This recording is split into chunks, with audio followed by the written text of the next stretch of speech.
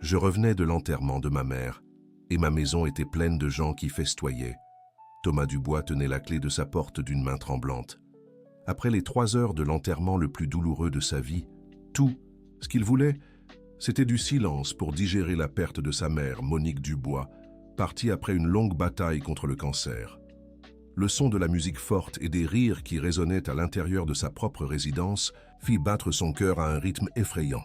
Il était presque 11 heures du soir par une pluvieuse journée de jeudi à Lyon, et pour une raison incompréhensible, sa maison de 2 étages dans le quartier de Croix-Rousse était remplie de voix joyeuses et de musique festive.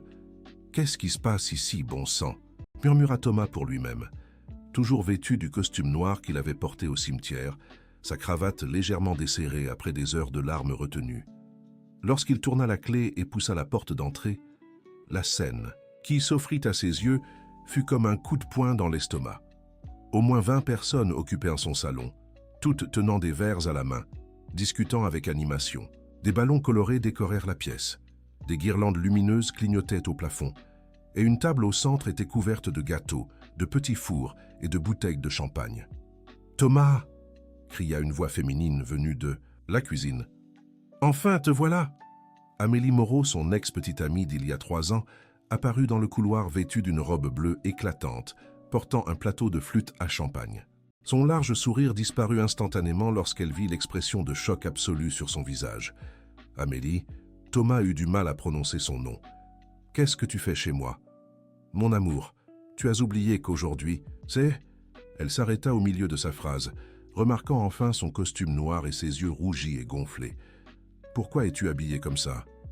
La musique s'arrêta brusquement lorsque quelqu'un perçut la tension dans l'air.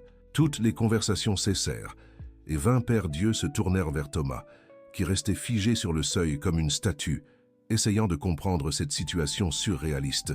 « Les amis, qu'est-ce qui se passe ici ?» demanda Nicolas Martin, un des collègues de Thomas assis sur le canapé avec une assiette de nourriture à la main. « Thomas, on dirait que tu as vu un fantôme. »« Aujourd'hui, c'était l'enterrement de ma mère, » dit Thomas d'une voix rauque, chaque mot sortant comme un murmure douloureux. « Elle a été inhumée à 8 heures ce matin au cimetière de la Croix-Rousse. » Le silence qui suivit fut assourdissant. Amélie laissa tomber le plateau et le bruit des verres qui se brisèrent résonna dans la maison comme un coup de feu. Les gens commencèrent à s'observer avec des expressions de confusion et de malaise grandissant. « Ça ne peut pas être vrai », murmura Sophie Laurent, la cousine de Thomas, adossée au mur avec un verre de vin à la main. « Monique ne peut pas être partie. » Thomas observa chaque visage dans la pièce, cherchant une explication rationnelle à cette folie. Comment ces gens ignoraient-ils le décès de sa mère? Comment étaient-ils entrés chez lui? Et pourquoi diable fêtait-il quelque chose précisément aujourd'hui? « Quelqu'un peut-il m'expliquer ce qui se passe ?» demanda Thomas, sa voix montant pour la première fois. « Comment êtes-vous entrés ici? Qui a organisé ça ?» Amélie s'agenouilla pour ramasser les éclats de verre, mais ses mains tremblaient tant qu'elle se coupa l'index. Une goutte de sang tomba sur le parquet, créant une tache rouge qui semblait symboliser le chaos de ce moment. « C'est ramasse, je te jure que je ne savais pas, » dit-elle, ignorant sa coupure. « J'ai reçu une invitation sur WhatsApp il y a une semaine, disant que tu organisais une fête pour... » Elle hésita, cherchant du soutien autour d'elle. « Une fête pour quoi ?» insista Thomas, faisant un pas vers elle. « Une fête pour célébrer ta promotion au travail, » compléta Nicolas, se levant du canapé, le visage pâle. L'invitation disait que tu avais enfin obtenu le poste de directeur dans l'entreprise d'architecture. Thomas eut l'impression que le sol se dérobait sous ses pieds. Il n'avait pas été promu, il n'avait envoyé aucune invitation, et encore moins organisé une fête le jour des funérailles de sa mère. « Je n'ai envoyé aucune invitation, » dit-il, la réalisation le frappant comme une vague glaciale. « Je n'ai organisé aucune fête, et je n'ai certainement pas été promu. » L'ambiance dans la pièce changea du tout au tout. Les gens commencèrent à chuchoter entre eux, et certains attrapaient déjà leurs sacs et manteaux, visiblement mal à l'aise. La musique, qui avait été mise en pause, restait silencieuse, ne laissant que le son de la pluie frappant contre les fenêtres. « Alors, qui a envoyé les invitations ?» demanda Julien Petit, voisin de Thomas depuis 5 ans, qui se tenait près de la fenêtre. « Je l'ai reçu par WhatsApp depuis ton numéro, Thomas. J'ai la capture d'écran ici. » Thomas prit le téléphone des mains de Julien et regarda l'écran. Effectivement, le message avait été envoyé depuis son propre numéro, avec une photo de profil qu'il reconnut comme étant la sienne. Le texte disait « Les amis, j'ai enfin décroché la promotion dont je rêvais. On fête ça chez moi jeudi à 20h. Amenez votre bonne humeur, je m'occupe du reste. » « C'est impossible, » murmura Thomas en vérifiant son propre téléphone. « Je n'ai pas envoyé ce message. Mon téléphone n'a pas quitté ma poche. » La paranoïa commença à s'installer dans son esprit. Quelqu'un avait-il cloné son WhatsApp, piraté son compte? Ou pire, quelqu'un de proche l'avait fait délibérément. « Ah Thomas, tu es sûr de ne pas avoir oublié ?» demanda Sophie, sa cousine, avec prudence. « Avec toute cette situation de tante Monique, tu as peut-être été distrait et... » « Je n'ai rien oublié », explosa Thomas, faisant reculer tout le monde dans la pièce. « Ma mère nous a quittés mardi. J'ai passé les 3 derniers jours à organiser les funérailles, à gérer les papiers, à parler avec le pasteur. Vous croyez que j'aurais organisé une fête? Chers auditeurs, si vous aimez cette histoire, n'hésitez pas à laisser un like et surtout à vous abonner à la chaîne. Ça nous aide beaucoup quand on débute. Maintenant, continuons. » Les larmes commencèrent enfin à couler sur le visage de Thomas. Le mélange de chagrin, de colère et de confusion était accablant. Il s'assit lourdement dans le fauteuil qui avait appartenu à sa mère, où elle tricotait les dimanches après-midi. « Je crois qu'on devrait partir », dit Amélie, tenant toujours une serviette autour de son doigt coupé. « Il y a visiblement eu un terrible malentendu. »« Non », dit Thomas fermement, essuyant ses larmes du revers de la main. « Personne ne partira avant qu'on ait découvert qui a fait ça. Quelqu'un est entré chez moi, a organisé une fête le jour des funérailles de ma mère. Ce n'est pas un malentendu, c'était intentionnel. La tension dans la pièce était palpable. » Nicolas rangea son téléphone dans sa poche et croisa les bras, mal à l'aise mais décidé à rester. Sophie s'approcha de Thomas et posa une main réconfortante sur son épaule. « Cousin, réfléchissons calmement, dit-elle doucement. Qui aurait eu accès à ton téléphone? Ou qui connaîtrait assez ta vie personnelle pour créer cette situation ?» Thomas passa une main dans ses cheveux bruns, un trait hérité de sa mère. Son esprit tournait à toute vitesse, essayant de comprendre. Qui aurait eu une raison de l'humilier ainsi? Qui connaissait assez ses habitudes pour savoir qu'il serait absent? « La clé, » murmura-t-il soudain. « Comment êtes-vous? Entrez ?» La porte était verrouillée quand je suis parti ce matin. « Amélie avait la clé, » répondit Nicolas. « Elle est arrivée la première et a ouvert à tout le monde. » Tous les regards se tournèrent vers Amélie, adossée au mur de la cuisine, visiblement mal à l'aise. Elle évita le regard de Thomas quelques secondes avant de pousser un profond soupir. « J'ai toujours la copie de la clé que tu m'avais donnée quand on vivait ensemble, » a-t-elle admis. « Je sais que j'aurais dû te la rendre quand on a rompu, mais j'oubliais tout le temps. L'invitation disait d'utiliser la clé parce que tu serais occupé à tout préparer jusqu'à l'heure de la fête. Tu as gardé ma clé pendant 3 ans ?» a demandé Thomas, une nouvelle vague d'incrédulité le submergeant. « Ce n'était pas intentionnel », s'est défendue Amélie, ses joues rougissant.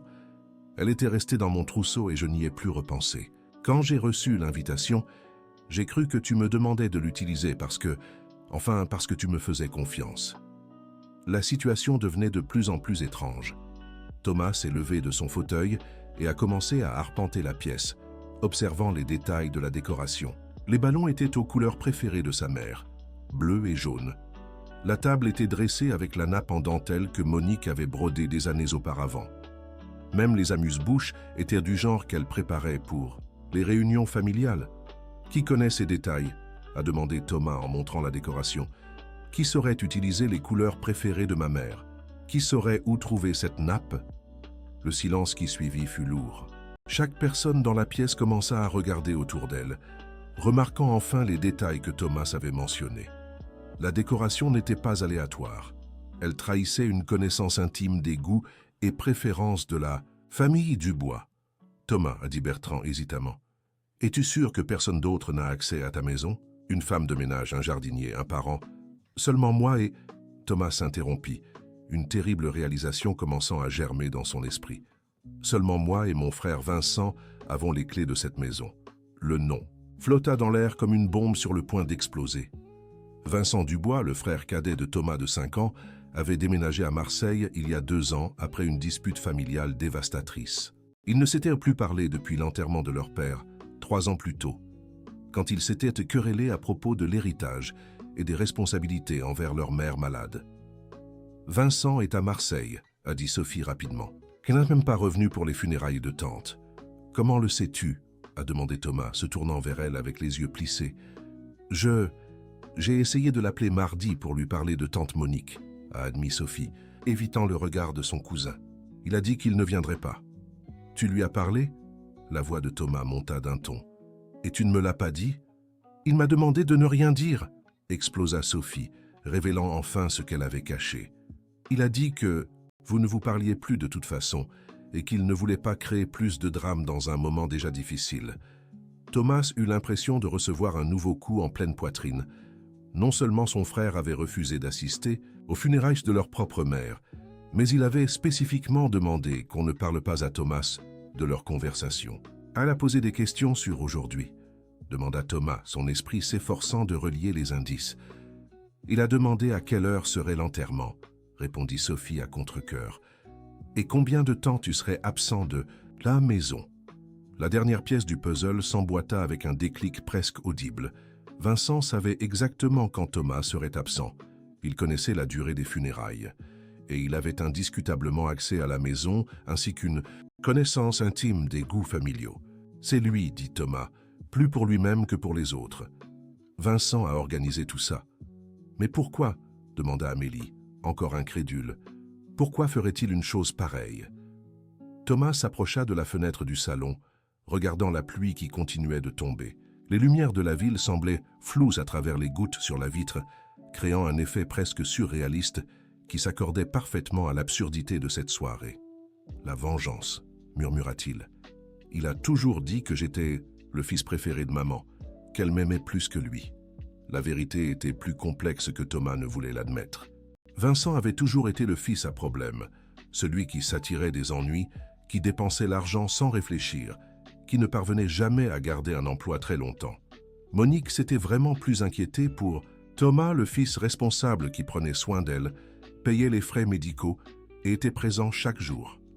« Ça ne justifie rien, dit Nicolas, secouant la tête.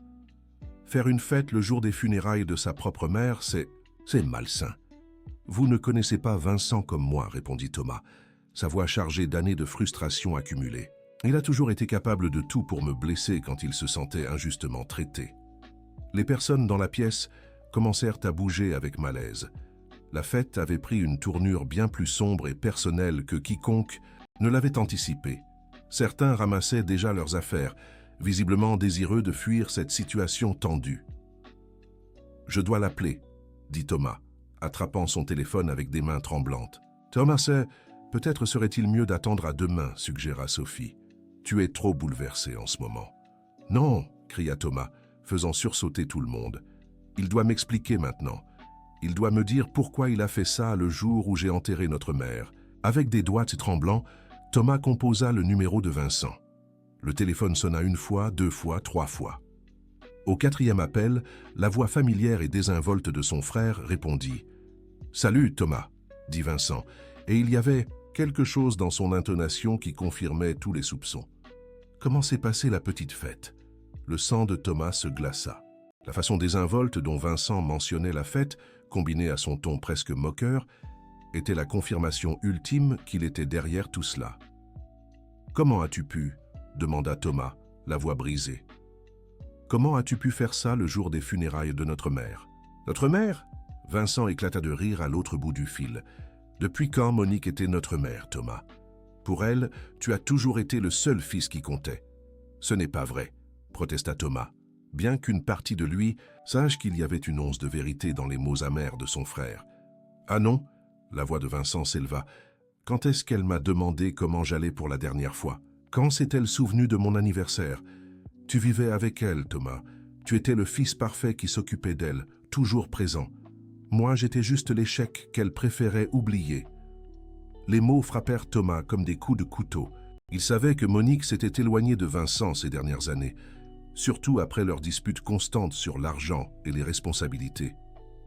Mais il n'avait jamais réalisé à quel point cela avait blessé son frère. « Elle t'aimait, Vincent, » dit Thomas, essayant de garder une voix stable. « C'est toi qui as choisi de t'éloigner. » Je me suis éloigné parce que j'en avais marre d'être traité comme un citoyen de seconde zone dans ma propre famille, répondit Vincent. Et maintenant qu'elle n'est plus là, tu vas découvrir ce que c'est que d'être humilié publiquement. Humilié? Thomas regarda autour de la pièce où les gens observèrent la conversation dans un silence total. Tu as organisé une fête bidon le jour des funérailles de notre mère pour m'humilier? J'ai organisé une fête pour montrer à tout le monde à quel point tu es faux, dit Vincent froidement. Toujours à jouer la victime, toujours le fils parfait. Je voulais que tes amis voient qui tu es vraiment quand les choses ne se passent pas comme tu veux. Qui? Je suis vraiment? Thomas perdait le contrôle. Je suis quelqu'un qui vient d'enterrer sa mère et qui rentre chez lui pour découvrir un cirque monté par son propre frère. Tu es quelqu'un qui ne s'est jamais soucié de moi, hurla Vincent.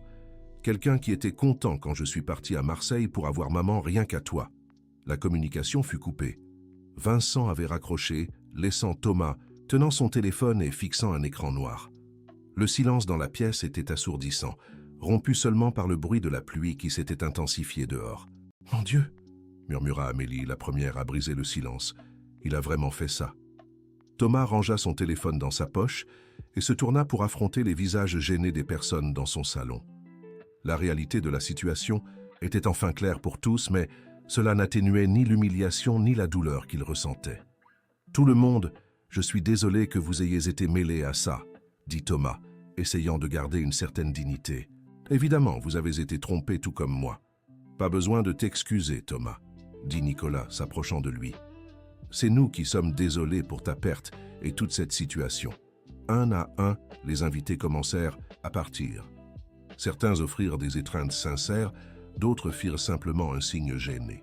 La fête qui n'aurait jamais dû avoir lieu touchait enfin à sa fin, ne laissant que des décombres émotionnels dans son sillage. Quand il ne resta plus que Thomas, Amélie et Sophie dans la pièce, le silence reprit possession des lieux. Les décorations colorées semblaient se moquer de la tristesse qui planait sur la maison, créant un contraste surréaliste entre la joie artificielle et la douleur réelle. « Thomas, » dit Amélie avec hésitation, « tu veux que je t'aide à nettoyer tout ça ?»« Non, » répondit-il, regardant autour de lui le désordre. « J'ai besoin de rester seul maintenant. »« Tu es sûr ?» demanda Sophie. « Je ne pense pas que tu devrais être seul après tout ça. »« J'en ai besoin, » insista Thomas. « Il faut que je digère tout ça. » Amélie prit son sac et se dirigea vers la porte, mais s'arrêta avant de sortir. « Thomas, je suis vraiment désolé. Si j'avais su, je sais, » dit-il sans la regarder. « Ce n'est pas ta faute. La clé, » dit-elle en retirant le double des clés de Thomas de son trousseau. « Tu devrais la garder. » Thomas prit la clé sans un mot, la regardant quitter sa vie une fois de plus. Sophie s'attarda un peu plus, manifestement réticente, à le laisser seul. « Cousin, si tu as besoin de quoi que ce soit, » commença-t-elle. « Ça ira, » mentit Thomas. « J'ai juste besoin de temps. » Après le départ de Sophie, Thomas resta seul dans son salon, entouré des vestiges de la cruelle farce de son frère. Les ballons colorés se balançaient doucement dans la brise, entrant par la fenêtre entr'ouverte, et les assiettes sales sur la table formaient un tableau désolant. Il se rassit dans le fauteuil de sa mère et ferma les yeux, essayant de comprendre tout ce qui s'était passé. La journée avait commencé avec l'enterrement le plus douloureux de sa vie et s'était terminée par la trahison la plus cruelle qu'il ait jamais connue. Le téléphone sonna, interrompant ses pensées. Un instant, Thomas crut que c'était Vincent, qui appelait pour s'excuser, mais le nom sur l'écran était celui du docteur Philippe Rousseau, le médecin qui avait pris soin de sa mère ces derniers mois. « Allô, docteur Philippe ?» répondit Thomas, perplexe quant à la raison de cet appel si tardif. « Thomas, désolé de vous déranger à cette heure, » dit le médecin, sa voix semblant étrange. « Mais je dois vous parler de quelque chose d'important. »« Qu'est-ce qu'il y a ?» demanda Thomas, une nouvelle vague d'anxiété l'envahissant. « C'est au sujet de votre mère, Monique, » dit le docteur Philippe. « Il y a eu un développement. Pouvez-vous venir à l'hôpital demain? Matin? Un développement? » Thomas se leva du fauteuil. « Docteur, ma mère a été enterrée ce matin. Quel genre de développement pourrait-il y avoir ?» Le silence à l'autre bout de la ligne dura bien trop longtemps. Quand le docteur Philippe reprit la parole, sa voix était chargée de quelque chose que Thomas ne parvint pas immédiatement à identifier. « Thomas, je crois qu'il vaut mieux en parler en personne, » dit le médecin. « Pouvez-vous être là à 8 heures demain matin? Docteur Philippe, vous me faites peur. » dit Thomas. « Qu'est-ce qui se passe? Venez simplement à l'hôpital, je vous prie, dit le médecin avant de raccrocher. Thomas resta à fixer son téléphone complètement perdu. Quel genre de développement pourrait-il y avoir avec quelqu'un qui était déjà parti? Son esprit, déjà surchargé par les événements de la soirée, commença à imaginer des scénarios de plus en plus troublants. Il regarda autour de lui la pièce en désordre et prit une décision. Il ne parviendrait pas à dormir de toute façon, alors il passerait la nuit à nettoyer les restes de la fête de Vincent et à essayer de comprendre ce que le docteur Philippe voulait dire. Il commença par ramasser les verres et les assiettes dispersées dans la pièce, chaque objet lui rappelant l'humiliation qu'il avait subie. Les larmes coulèrent à nouveau, mais cette fois, ce n'était pas seulement de la tristesse pour la perte de sa mère, c'était de la colère, de la confusion et un profond sentiment de trahison. Tout en travaillant, son esprit ne cessait de ressasser la conversation avec Vincent. Les accusations de son frère résonnaient dans sa tête, se mêlant à des souvenirs d'enfance et à des questions sur sa relation avec sa mère. Était-il vrai que Monique l'avait traité en favori? Avait-elle vraiment négligé Vincent d'une certaine manière? Thomas avait toujours été fier d'être le fils responsable, mais maintenant, il se demandait si cela avait coûté sa relation avec son frère. À 3 heures du matin, la pièce était enfin propre. Thomas avait rangé les décorations dans des cartons et lavé toute la vaisselle. La maison était à nouveau silencieuse, mais ce n'était pas le silence réconfortant qu'il recherchait. C'était un silence lourd, chargé de questions sans réponse. Il monta dans sa chambre et s'allongea sur le lit sans enlever son costume, fixant le plafond en se demandant ce que le docteur Philippe voulait lui dire. La fatigue physique et émotionnelle eut finalement raison de lui, et il s'endormit pour quelques heures agité. Le réveil sonna à 7 heures du matin, et Thomas se réveilla en se sentant pire qu'avant de s'être endormi. Son corps était courbaturé, sa tête palpitait, et la réalité des événements de la veille le frappa comme un train. Il prit une douche rapide, changea de vêtements et se rendit à l'hôpital Édouard Herriot où travaillait le docteur Philippe. En chemin, son esprit s'emballa avec toutes les possibilités sur ce que le médecin pouvait vouloir. Peut-être y avait-il des questions administratives en suspens ou quelque chose concernant les affaires de sa mère restées à l'hôpital. Le trafic matinal de Lyon était particulièrement dense, donnant à Thomas trop de temps pour réfléchir. Il alluma la radio pour essayer de se distraire, mais les musiques semblaient inappropriées à son état émotionnel. Quand il arriva enfin à l'hôpital, Thomas sentit un nœud dans son estomac. Cet endroit avait été une deuxième maison pour lui ces derniers mois, lui qui rendait visite à sa mère et discutait avec les médecins des traitements et des pronostics.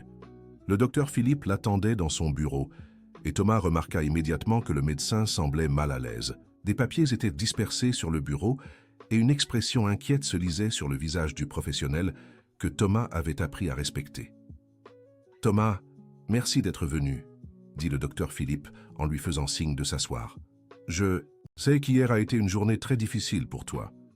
Docteur, pouvez-vous me dire ce qui se passe ?» demanda Thomas en s'asseyant face au bureau. « Je suis très confus après votre appel. » Le docteur Philippe soupira profondément et prit un des papiers sur son bureau.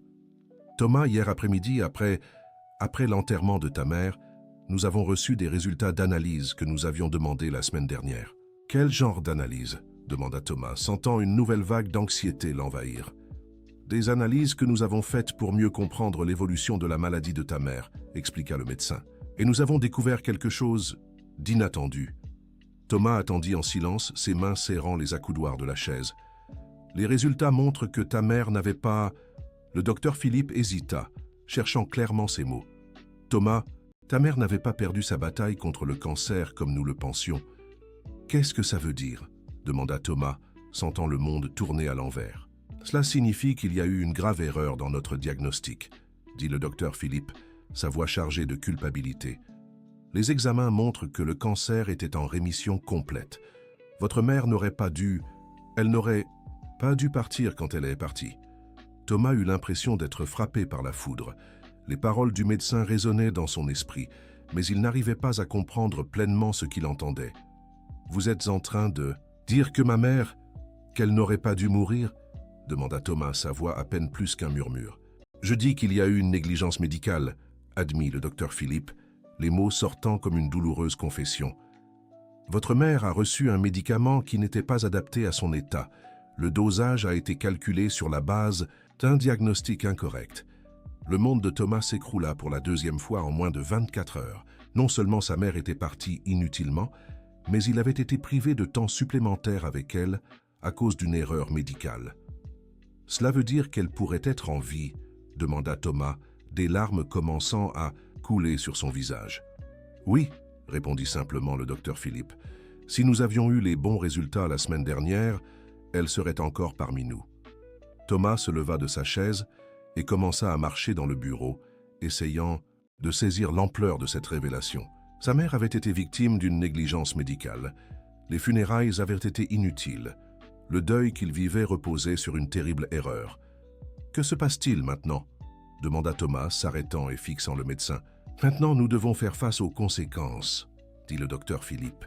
« L'hôpital assumera l'entière responsabilité de l'erreur. Il y aura des enquêtes, des procédures, des compensations financières. Je ne veux pas d'argent, » explosa Thomas. « Je veux ma mère de retour. »« Je sais, » dit doucement le docteur Philippe. « Et je suis désolé, plus que vous. Tu ne pouvais l'imaginer. » Thomas se rassit, la tête entre les mains. L'ironie cruelle de la situation ne lui échappait pas. Le même jour où il découvrait que son frère l'avait trahi, il apprenait que le système médical avait aussi failli envers sa famille. « Vincent doit savoir, » murmura Thomas pour lui-même.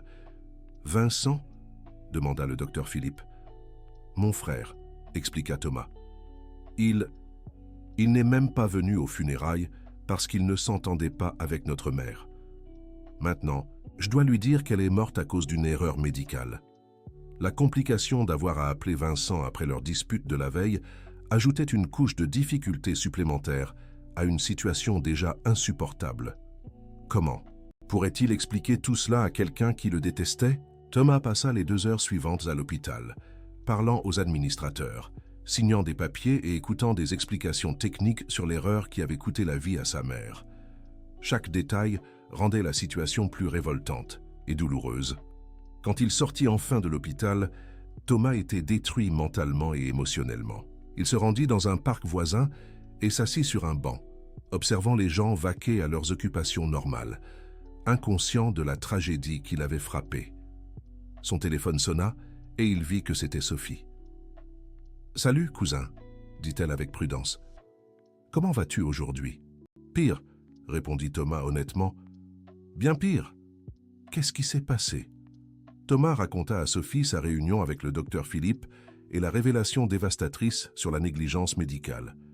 Il entendit les exclamations de choc à l'autre bout du fil pendant qu'il détaillait la situation. « Mon Dieu, Thomas, » dit Sophie quand il eut terminé, « c'est horrible. Qu'est-ce que tu vas faire ?»« Je ne sais pas, » admit Thomas. « D'abord, je dois digérer tout ça. Ensuite, je dois décider si je vais en parler à Vincent ou non. »« Bien sûr que tu dois lui dire, » s'exclama Sophie immédiatement. « C'est son frère aussi, malgré toutes vos différences. »« Après ce qu'il a fait hier soir ?» demanda Thomas. « Il a organisé une fête le jour de son enterrement, Sophie. Une fête. »« Je sais, et c'était terrible, » admit Sophie. « Mais cela change tout. S'il avait su qu'elle était partie à cause d'une négligence médicale, peut-être qu'il verrait les choses différemment. » Thomas savait que Sophie avait raison, mais l'idée d'appeler Vincent à nouveau le remplissait d'appréhension. Comment entamer cette conversation? Comment expliquer que tout avait été une terrible erreur? « Tu veux que je l'appelle ?» proposa Sophie. « Non, » répondit Thomas après avoir réfléchi. « C'est à moi de le faire. Mais d'abord, je dois comprendre la situation légale avec l'hôpital. » Thomas passa le reste de la matinée à chercher des avocats spécialisés en négligence médicale. La quantité d'informations était accablante, et chaque article qu'il lisait le révoltait davantage. Il prit rendez-vous pour l'après-midi suivant avec Me François Girard, un avocat réputé dans les cas d'erreurs médicales. Au moins, il aurait une meilleure idée de ses droits avant de parler à Vincent. Cet après-midi-là, Thomas essaya de retourner au travail, mais il se rendit compte qu'il était impossible de se concentrer. Ses collègues étaient au courant du décès de sa mère et se montrèrent compréhensifs, lui permettant de rentrer plus tôt. Chers auditeurs, si vous aimez cette histoire, n'hésitez pas à laisser un like et surtout à vous abonner à la chaîne. Cela nous aide beaucoup, nous qui débutons. Maintenant, continuons. En arrivant chez lui, la réalité de la maison vide le frappa de plein fouet. Il n'y avait plus de visites quotidiennes à l'hôpital, plus de médicaments à organiser, plus de conversations avec sa mère sur leur journée.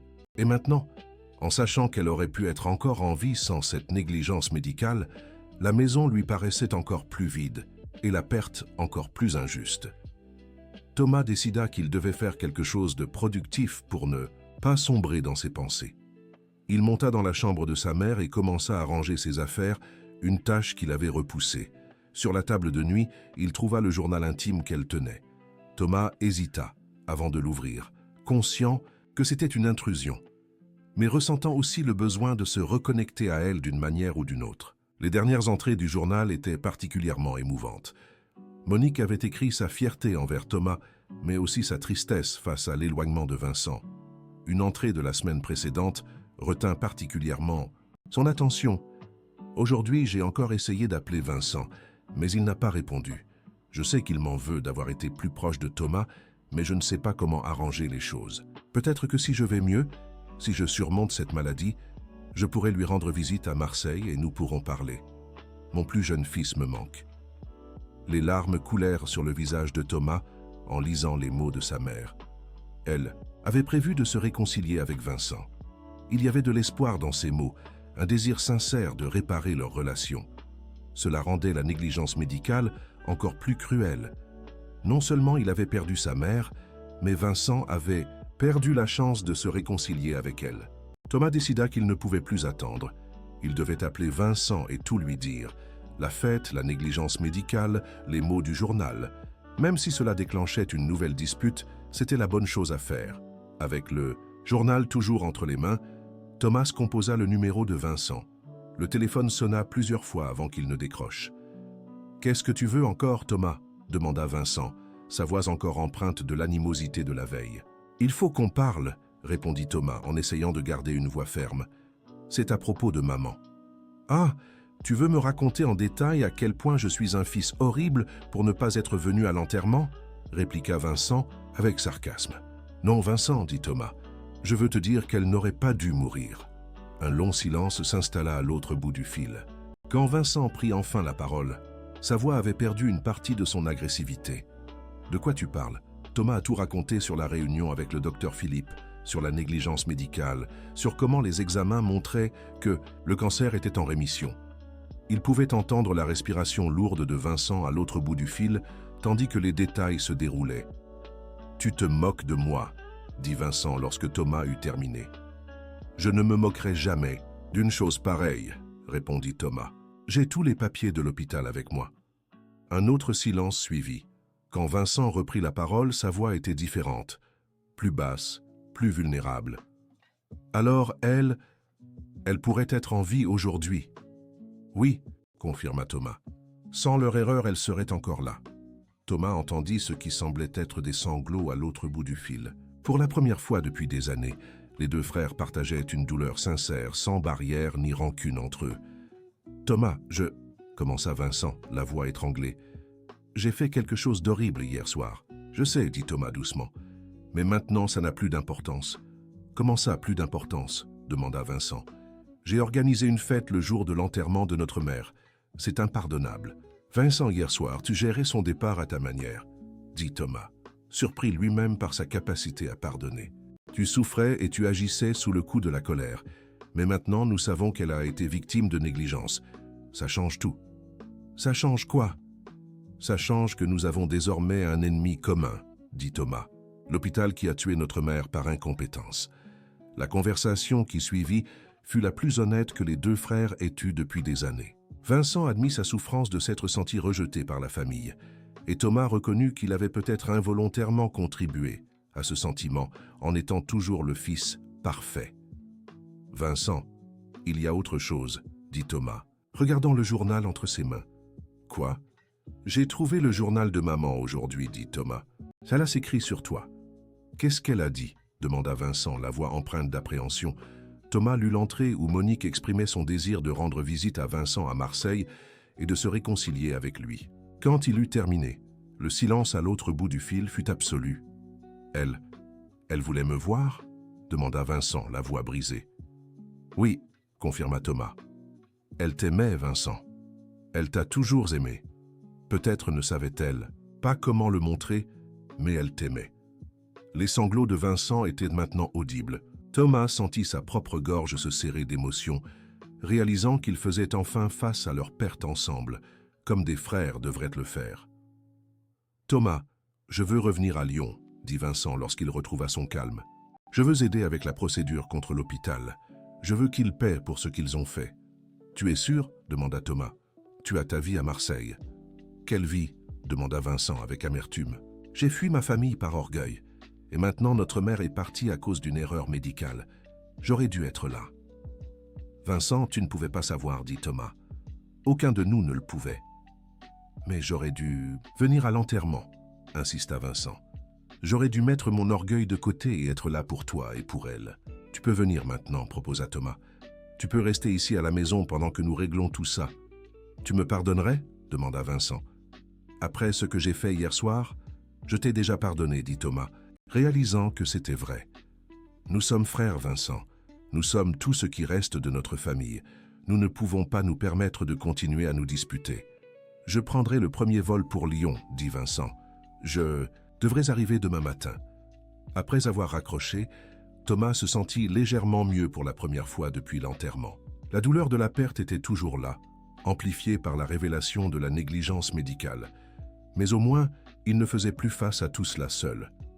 Il passa le reste de l'après-midi à lire d'autres entrées du journal de sa mère, découvrant des aspects d'elle qu'il n'avait jamais connus. Monique avait été plus complexe qu'il ne l'imaginait, avec des peurs, des espoirs et des regrets qu'elle n'avait jamais partagés. Une entrée en particulier l'intrigua. Datée de 2 semaines avant son départ, elle écrivait à propos d'un homme qui était venu à l'hôpital pour poser des questions sur elle. La description était vague, mais Monique semblait avoir été troublée par cette visite. « Aujourd'hui, un homme étrange est venu me chercher à l'hôpital. Il a dit qu'il connaissait mon défunt mari, mais quelque chose chez lui m'a mise mal à l'aise. Il a posé beaucoup de questions sur ma famille et sur notre situation financière. Quand je lui ai demandé son nom, il a été évasif. J'espère qu'il ne reviendra pas. » Thomas se demanda qui pouvait bien être cet homme et pourquoi il s'intéressait à sa famille. Avec tout ce qui s'était passé, cette information semblait être un mystère de plus à résoudre. Ce soir-là, Thomas mangea un repas simple et essaya de regarder la télévision pour se distraire. Mais les événements des 2 derniers jours continuaient de défiler dans sa tête comme un film sans fin.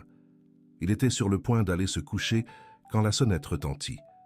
Il était presque 10 heures du soir, une heure étrange pour une visite. Thomas regarda par le judas et vit un homme d'âge moyen qu'il ne reconnaissait pas, vêtu d'un costume sombre et portant une serviette. « Qui est là ?» demanda Thomas à travers la porte. « Bonsoir, monsieur Dubois, » dit l'homme. « Je m'appelle Michel Lefebvre. Je suis avocat et je dois vous parler de votre mère, Monique Dubois. » Thomas hésita. Après tout ce qui s'était passé, il se méfiait des étrangers qui frappaient à sa porte. Mais peut-être était-ce quelqu'un de l'hôpital envoyé pour discuter de la situation légale. « Vous travaillez pour l'hôpital Édouard Herriot ?» demanda Thomas. « Pas exactement, » répondit l'homme. « Je travaille pour un cabinet indépendant. Je peux vous expliquer mieux si vous me laissez entrer ?» Contre son meilleur jugement, Thomas ouvrit la porte. L'homme était grand, avec des cheveux grisonnants et une présence imposante. Il y avait quelque chose dans ses yeux qui mettait Thomas mal à l'aise, lui rappelant l'entrée du journal à propos du visiteur étrange. « Monsieur Dubois, tout d'abord, je tiens à vous présenter mes condoléances pour la perte de votre mère, » dit Michel en entrant dans le salon. « Je sais que cette semaine a été très difficile pour vous. »« Merci, » dit Thomas avec prudence. « En quoi puis-je vous aider ?» Michel s'assit sur le canapé sans y être invité et ouvrit sa serviette. « Monsieur Dubois, je suis ici pour représenter les intérêts de certaines personnes qui avaient des affaires en suspens avec votre défunt père. Mon père est décédé il y a 3 ans, » dit Thomas, perplexe. « Quel genre d'affaires ?»« Des affaires financières, » dit Michel vaguement. « Des prêts, des investissements, ce genre de choses. » Thomas s'assit dans le fauteuil de sa mère, gardant ses distances avec l'homme. « Mon père n'a jamais mentionné de prêt en suspens, et il n'y avait certainement rien dans ses papiers quand il est décédé. »« Eh bien, monsieur Dubois, » dit Michel en souriant d'un sourire qui n'atteignit pas ses yeux. « Il s'agissait d'accords informels, des accords verbaux si vous me permettez l'expression. Rien de documenté officiellement. »« Des accords informels de combien ?» demanda Thomas, un mauvais pressentiment grandissant dans son estomac. 200 000 euros, dit Michel avec désinvolture. Avec les intérêts accumulés sur 3 ans, la dette s'élève maintenant à environ 350 000. Thomas faillit tomber de sa chaise. 350 000 euros? C'est impossible. Mon père ne se serait jamais endetté ainsi. Monsieur Dubois, je comprends que ce soit un choc, dit Michel en sortant quelques papiers de sa serviette. Mais j'ai ici des traces des transactions. Votre père a emprunté cet argent pour couvrir quelques difficultés financières temporaires dans son entreprise. Thomas prit les papiers et les examina. À première vue, ils semblaient légitimes. Il y avait des signatures qui ressemblaient à celles de son père et des dates correspondant à une période où son entreprise avait traversé des difficultés. Mais quelque chose dans ces documents ne semblait pas correct. Même si c'était vrai, dit Thomas en rendant les papiers, je ne suis pas responsable des dettes de mon père. Ah, mais c'est là que la situation devient intéressante, dit Michel en souriant à nouveau. La dette a été garantie par la propriété de cette maison. Et maintenant que votre mère est décédée, la propriété vous revient automatiquement comme unique héritier. Le cœur de Thomas s'accéléra. Vous dites que ma maison est hypothéquée pour une dette que mon père aurait contractée. Il y a 3 ans? C'est exactement ce que je dis, confirma Michel. Et mes clients aimeraient régler cette situation à l'amiable. Régler comment? Demanda Thomas, bien qu'il sache déjà qu'il n'aimerait pas la réponse.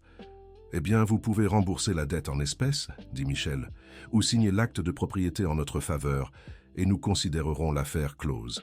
Thomas se leva brusquement. Vous êtes fou si vous croyez que je vais signer ma maison sur la base de quelques papiers douteux. Monsieur Dubois, je vous conseille d'y réfléchir attentivement, dit Michel, sa voix prenant un ton plus sombre. Les clients ne sont pas connus pour leur patience envers les débiteurs réticents. C'est une menace? Demanda Thomas, sentant la colère monter en lui. C'est un conseil amical, répondit Michel en se levant et rangeant les papiers dans sa mallette. Vous avez 48 heures pour prendre une décision. Je reviendrai lundi pour votre réponse. Ne revenez pas, dit Thomas fermement. Toute communication passera désormais par mon avocat. Comme vous voulez, dit Michel en se dirigeant vers la porte. Mais souvenez-vous, monsieur Dubois, les dettes doivent toujours être payées, d'une manière ou d'une autre. Une fois Michel partit, Thomas verrouilla la porte et s'y adossa, essayant de digérer ce nouveau coup dur. En 2 jours, il avait perdu sa mère, découvert la trahison de son frère, révélé une négligence médicale et maintenant, on tentait de l'extorquer avec une dette douteuse. Il prit son téléphone et appela Sophie. « Thomas » répondit-elle, inquiète. « Il est très tard, tout va bien ?»« Non, dit-il. Rien ne va, j'ai besoin que tu viennes tout de suite. »« Qu'est-ce qui s'est passé ?» Thomas lui raconta la visite de Michel et la dette supposée de son père. Sophie fut aussi choquée que lui. « Thomas, ça ressemble à de l'extorsion, dit-elle. Tu ne peux pas simplement céder ta maison sur la parole d'un inconnu. Je sais, dit-il. Mais si c'était vrai, si mon père devait vraiment cet argent, même si c'était le cas, ce dont je doute, tu aurais des droits légaux, dit Sophie. On ne peut pas débarquer comme ça pour réclamer une dette sans documentation appropriée. Il avait des papiers, rappela Thomas. Il semblait légitime. Les papiers peuvent être falsifiés, dit Sophie. Surtout s'il s'agit d'une arnaque ciblant les familles en deuil. L'idée que quelqu'un profite de sa vulnérabilité rendit Thomas encore plus furieux. D'abord, l'hôpital avait tué sa mère par négligence, et maintenant on essayait de lui voler sa maison. « J'arrive », dit Sophie. « Ne prends aucune décision avant qu'on en parle. » En attendant Sophie, Thomas monta dans le bureau de son père et commença à examiner tous les documents financiers qu'il avait conservés après son décès. Il chercha toute mention de prêt ou dette, mais ne trouva rien correspondant à ce que Michel avait décrit. Sophie arriva 20 minutes plus tard, encore en pyjama et robe de chambre, visiblement partie à la hâte. « Montre-moi tout », dit-elle en s'asseyant à côté de lui dans le bureau. Ils passèrent les 2 heures suivantes à vérifier chaque document, chaque relevé bancaire, chaque reçu que Thomas avait gardé. Il n'y avait aucune preuve que Pierre Dubois, le père de Thomas, avait contracté une dette de 200 000 réaux. « Thomas, c'est définitivement une arnaque », conclut Sophie. « Quelqu'un profite de la situation pour essayer de voler ta maison. » « Mais comment savait-il pour la situation de la famille ?» demanda Thomas. « Comment savait-il que mon père était décédé, que ma mère était décédée, que j'étais le seul héritier? Ces informations sont publiques, » expliqua Sophie. « Acte de décès, inventaire, registre foncier, n'importe qui peut y accéder avec un peu de recherche. » Thomas se souvint de l'entrée du journal parlant de l'homme étrange qui avait rendu visite à sa mère à l'hôpital. « Sophie, je crois qu'ils enquêtaient sur notre famille depuis des semaines. » Il raconta l'entrée du journal et la description du visiteur suspect. Sophie écouta avec une inquiétude grandissante. « Cela confirme, » dit-elle. « Ils vous étudiaient, attendant le bon moment pour agir. » Le bon moment étant après le départ de maman, quand je serai vulnérable, conclut Thomas. Amèrement. Exactement, approuva Sophie. Mais maintenant que nous savons que c'est une arnaque, nous pouvons nous préparer. Comment? Demanda Thomas. D'abord, tu vas engager un avocat pénaliste, pas seulement un spécialiste en négligence médicale, dit Sophie. Ensuite, nous allons tout documenter sur cette visite. Enfin, si ce Michel revient, tu ne lui parles pas sans ton avocat. Et s'ils essaient vraiment de prendre la maison, demanda Thomas.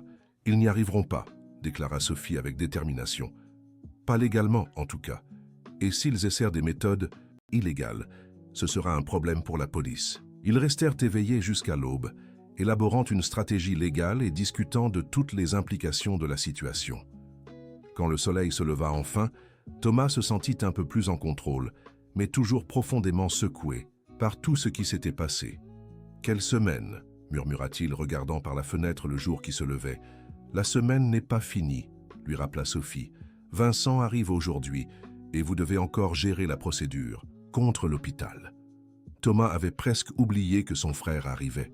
Avec tout ce qui s'était passé, il lui semblait qu'une éternité s'était écoulée depuis leur conversation téléphonique où Vincent avait promis de revenir. « Ce sera peut-être bien d'avoir Vincent ici, » dit Thomas.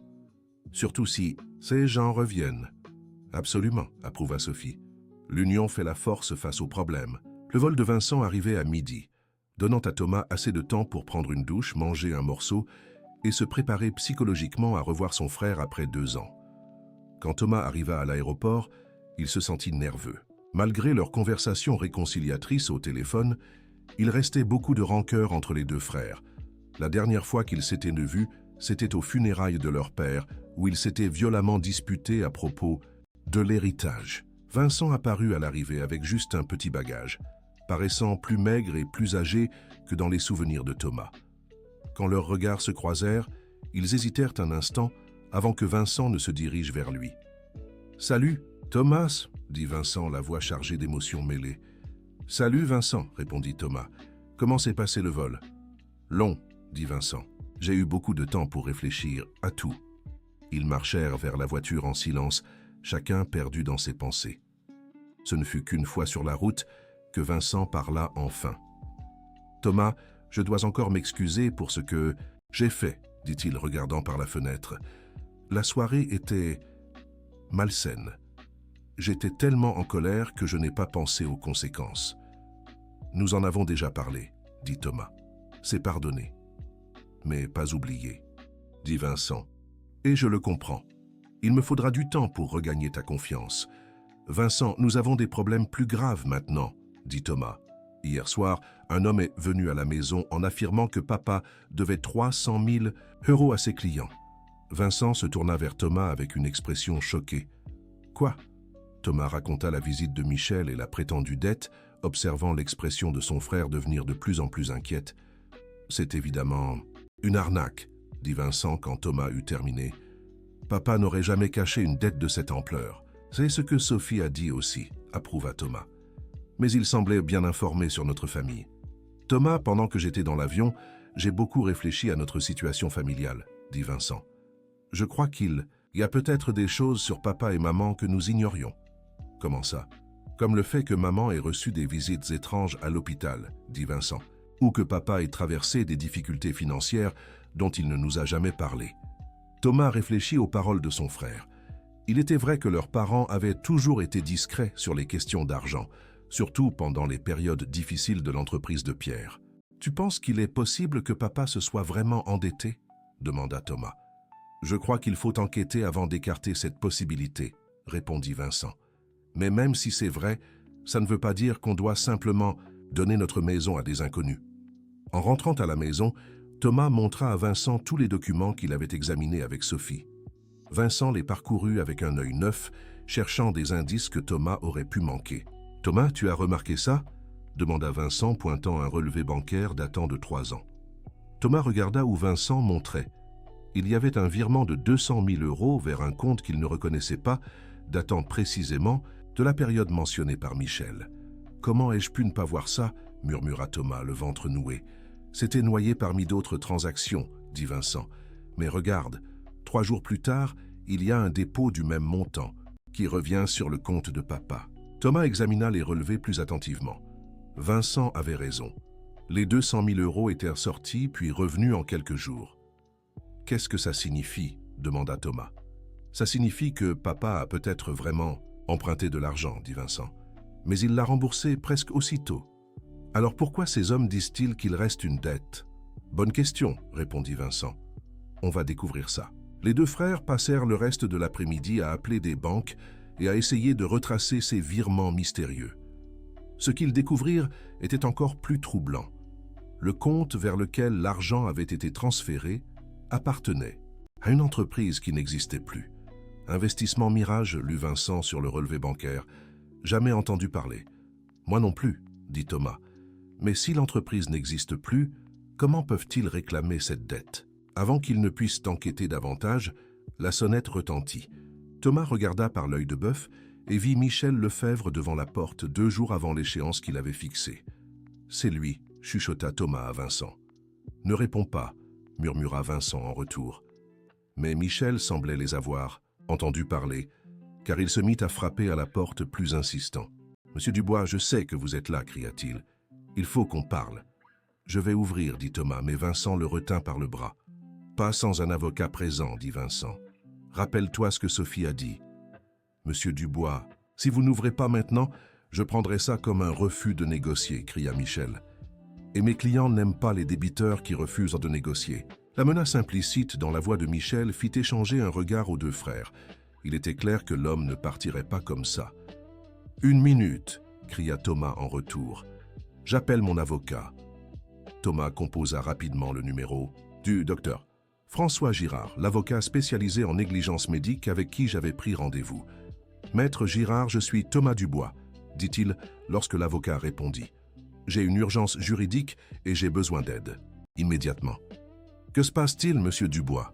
Thomas expliqua rapidement l'affaire concernant Michel et les allégations de dette. Maître Girard écouta avec une attention croissante. « Monsieur Dubois, ne parlez pas à cet homme en mon absence, » dit fermement l'avocat. « Cela ressemble à de l'extorsion. Je quitte mon bureau maintenant et serai là dans 20 minutes.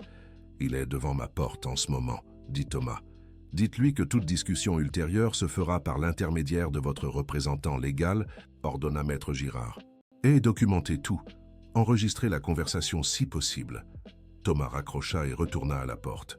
« Monsieur Lefebvre, toute discussion concernant cette prétendue dette se fera désormais par l'intermédiaire de mon avocat. »« Monsieur Dubois, vous faites une erreur, » répondit Michel.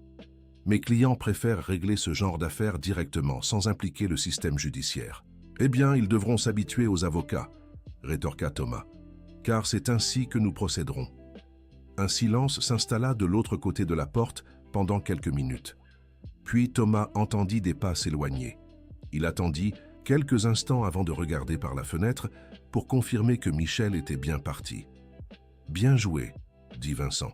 « Maintenant, voyons ce que cet avocat a à dire. » Maître Girard arriva 30 minutes plus tard, un homme d'une 50aine d'années aux cheveux grisonnants, et dont la présence rassurante apaisa immédiatement Thomas. « Messieurs, passons en revue toute la situation, » dit-il en s'installant dans le salon avec une liasse de documents juridiques. Thomas et Vincent racontèrent tout, les allégations de Michel, les relevés bancaires qu'ils avaient retrouvés, les menaces implicites. « D'après ce que vous m'avez dit, plusieurs scénarios sont possibles, » déclara Maître Girard après les avoir écoutés. « Première possibilité, c'est une escroquerie pure et simple, et vous ne devez rien. Deuxième possibilité, votre père a effectivement emprunté de l'argent, mais l'a remboursé, et maintenant quelqu'un tente de se faire payer une seconde fois. Troisième possibilité, la dette est légitime, mais les méthodes de recouvrement sont illégales. Laquelle est la plus probable ? Demanda Vincent. D'après mon expérience, je pencherai pour la deuxième option, répondit Maître Girard. Les escrocs utilisent souvent d'anciennes transactions légitimes comme base pour leurs extorsions. Comment prouver que mon père a remboursé ? S'enquit Thomas. Il nous faut les relevés bancaires complets, dit l'avocat. Et nous devons enquêter sur cette société investissement Mirage. L'entreprise n'existe plus, informa Vincent. Cela pourrait en fait jouer en votre faveur, observa Maître Girard. Si la société d'origine a disparu, la dette a peut-être été légalement éteinte. Mais il nous faut plus d'informations. L'avocat passa les 2 heures suivantes au téléphone et a consulté des registres en ligne. Ses découvertes furent éclairantes. Investissement. Mirage a été fermé par la Direction générale des finances publiques il y a 2 ans pour activité suspecte, rapporta-t-il. Apparemment, elle pratiquait des prêts à taux usuriers. Des prêteurs à gages demanda Thomas. En substance, oui, confirma Maître Girard. Et lors de sa fermeture, toutes les dettes en cours auraient dû être transférées à un administrateur légal, pas à des particuliers comme ce Michel. Donc ils n'ont pas le droit de réclamer, s'enquit Vincent. Pas de cette manière, répondit Maître Girard. Mais cela ne signifie pas qu'ils vont cesser d'essayer. Comme s'il avait été convoqué par leur conversation, le téléphone de Thomas sonna. Le numéro était inconnu. « Allô ?» répondit Thomas avec prudence. « Monsieur Dubois, ici Michel Lefebvre, » dit la voix familière. « Je vois que vous avez choisi d'impliquer des avocats. Toutes les communications futures doivent passer par mon représentant légal, » déclara Thomas en regardant le docteur François qui approuva d'un signe de tête. « Monsieur Dubois, vous compliquez inutilement les choses, » rétorqua Michel. « Mes clients perdent patience. Vos clients n'ont aucun fondement légal pour leurs prétentions, » répondit Thomas, suivant les instructions que le docteur François lui murmurait. « Fondement légal » ricana Michel. « Monsieur Dubois, mes clients se soucient peu de l'égalité. Ils veulent simplement ce qui leur est dû. » La menace était désormais claire. Le docteur François prit le téléphone des mains de Thomas. « Monsieur Lefebvre, ici le docteur François Girard, avocat de Monsieur Dubois, » annonça-t-il fermement. « Toute communication devra désormais transiter par mon cabinet. Et si je considère votre dernière remarque comme une menace, j'en informerai les autorités. » Docteur Girard, quel plaisir de parler à quelqu'un qui comprend comment le monde fonctionne vraiment, répliqua Michel, adoptant un ton plus professionnel. Je suis sûr que nous pouvons trouver un arrangement satisfaisant pour tous. Le seul arrangement que mon client envisagera est une preuve définitive de la dette via les canaux légaux appropriés, affirma le docteur François. Jusque-là, nous considérerons toute réclamation comme une tentative d'extorsion. Docteur, conseillez à votre client d'être plus coopératif, insista Michel. Ces questions peuvent se régler à l'amiable ou devenir très désagréables très vite. Le docteur François raccrocha sans répondre. Il se tourna vers Thomas et Vincent, l'air grave. « Messieurs, officiellement, vous êtes victimes d'extorsion, » déclara-t-il. « Je vais déposer plainte immédiatement. Et s'ils viennent vraiment nous harceler ?» s'inquiéta Thomas. « C'est pourquoi nous impliquons la police dès maintenant, » expliqua le docteur François. « Mieux vaut anticiper que réagir après un incident. » Le reste de l'après-midi se passa au commissariat, où Thomas et Vincent déposèrent une plainte contre Michel Lefebvre et ses associés non identifiés. Le commissaire Bertrand Dupont prit la situation très au sérieux. « Malheureusement, ce type d'escroquerie devient fréquent, » expliqua-t-il. « Des criminels ciblent des familles en deuil et inventent des dettes pour voler des biens. »« Comment nous protéger ?» demanda Vincent. « Vous avez bien fait de venir, » rassura le commissaire Dupont. « Nous avons maintenant une trace officielle. Si ces hommes vous contactent à nouveau, appelez immédiatement le 17. » « Et pour notre sécurité ?» s'inquiéta Thomas. « Nous renforcerons les patrouilles dans votre quartier, » promit le commissaire. « Et je vous conseille d'installer un système d'alarme si vous n'en avez pas. » De retour chez eux, la nuit était tombée. Thomas était épuisé physiquement et mentalement. En une semaine, il avait perdu sa mère, découvert une négligence médicale, retrouvé son frère, et subissait maintenant une tentative d'extorsion pour une dette imaginaire. « Thomas, il faut que tu manges, » insista Vincent, remarquant la pâleur de son frère. « À quand remonte ton dernier vrai repas ?» Thomas tenta de se souvenir en vain. Les derniers jours n'avaient été qu'une succession de cafés vite avalés et de sandwichs mangés machinalement. « Je ne sais plus, » avoua-t-il. « Je vais cuisiner, » proposa Vincent en se dirigeant vers la cuisine. « Toi, assieds-toi et détends-toi. » Pendant que Vincent préparait le dîner, Thomas essaya de regarder la télévision mais n'arrivait pas à se concentrer. Son esprit revenait sans cesse aux révélations de la semaine et à l'incertitude de ce qui l'attendait. Encore. Le téléphone sonna à nouveau, faisant sursauter Thomas. Cette fois, c'était Sophie. « Comment allez-vous » demanda-t-elle. « J'ai appris que Vincent était arrivé. »« Oui, il est là », confirma Thomas. « Et nous avons eu de nouveaux développements concernant cette prétendue dette. » Thomas raconta la visite chez l'avocat et au commissariat. Sophie écouta avec une inquiétude grandissante. « Thomas, peut-être que toi et Vincent devriez rester ailleurs pendant quelques jours, suggéra-t-elle. Le temps que cette situation se règle. Je ne me laisserai pas chasser de ma propre maison par des bandits, dit Thomas avec détermination. De plus, fuir ne ferait que donner l'impression que nous avons quelque chose à cacher. Promettez-moi au moins d'être prudent, insista Sophie. Et appelez-moi si quelque chose d'étrange se produit. Après avoir dîné avec Vincent, le premier repas décent que Thomas avait mangé depuis des jours, les deux frères s'assirent dans le salon pour parler de tout ce qui s'était passé. « Thomas, nous n'avons toujours pas parlé de la procédure contre l'hôpital, dit Vincent. « Où en est-ce » ? Le docteur François s'en occupe aussi, expliqua Thomas. « Apparemment, nous avons un dossier solide pour négligence médicale. L'hôpital a déjà reconnu l'erreur. Combien de temps ce genre de procédure peut prendre » demanda Vincent. « Cela peut durer des années, répondit Thomas. Mais au moins, nous savons que la justice est de notre côté. Et quelle somme est en jeu ? Thomas hésita. Le docteur François a dit que cela pourrait représenter plusieurs centaines de milliers d'euros, peut-être plus d'1 million. Vincent hocha pensivement la tête. Cela nous assurerait au moins une sécurité financière pendant toute cette folie. Vincent, l'argent ne ramènera pas maman, dit Thomas. Je sais, répondit Vincent, doucement. Mais cela peut garantir que leur négligence ait des conséquences. Et cela peut nous donner les moyens de lutter contre ces bandits qui tentent de nous voler notre maison. Thomas savait que Vincent avait raison. La procédure contre l'hôpital ne concernait pas l'argent. C'était une question de justice. Mais les ressources financières aideraient certainement dans toutes les autres batailles qu'il devait affronter. « Il y a autre chose, » dit Thomas, se rappelant un détail qu'il avait oublié de mentionner. « J'ai trouvé des choses étranges dans les papiers de papa. » « Comment ça ?» Thomas se rendit dans le bureau et revint avec un dossier qu'il avait mis de côté plus tôt. Ce sont des relevés de transactions que je n'arrive pas à comprendre, toutes datant d'environ 3 ans. Vincent examina les documents.